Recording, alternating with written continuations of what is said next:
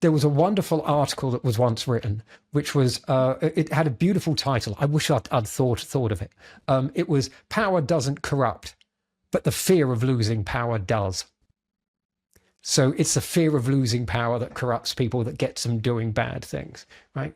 And it's this idea that the fear of losing power plays on whatever insecurities that you've got and really starts amplifying them and playing them out. So, so what research has been done on what are the bad signs for who's going to react poorly to power?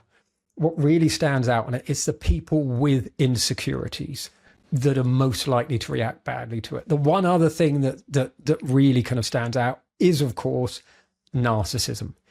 If you give power to narcissists, that doesn't usually end well, because they often use the power to feed their narcissism.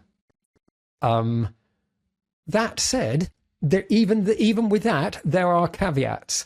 A little advertised fact is that there is consistent evidence that low levels of narcissism are actually positively related to performance, to leadership performance. So actually low levels of narcissism are good for leadership. And if you think about it, that's because low levels of overconfidence and low levels of narcissism, that equates to someone who can kind of walk in through those saloon doors and go, "Trust me, this is the right way," right? You know, I'm going to sell you something and you're going to believe in it, right? That kind of, you know, walk in and own the room. And if you can do that a little bit without getting carried away with it, that's not a bad thing. So the problem is that can tip over a little bit, right? It's not too hard to tip over the scales on that. But if you can do it a little bit, that's not a bad thing. But in general, the bad signs for power are high levels of narcissism or high levels of insecurity. So there's a couple of things you said there that really kind of threw me a little bit. One is, I never thought about it's the loss of power, right? That part is really just, I hadn't thought about that before. But the other thing is, I always kind of looked at narcissism as like black and white. Either you are narcissist or you're not a narcissist. I never thought about the gray area of there being levels of narcissism. Is there a way of testing narcissism?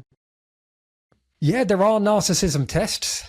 For certain. I mean, I would suggest that most people are narcissistic to some degree, right? I think that if you don't, so narcissism comes in two forms, really. There is a low self-esteem form of narcissism, and there is what they call grandiose narcissism,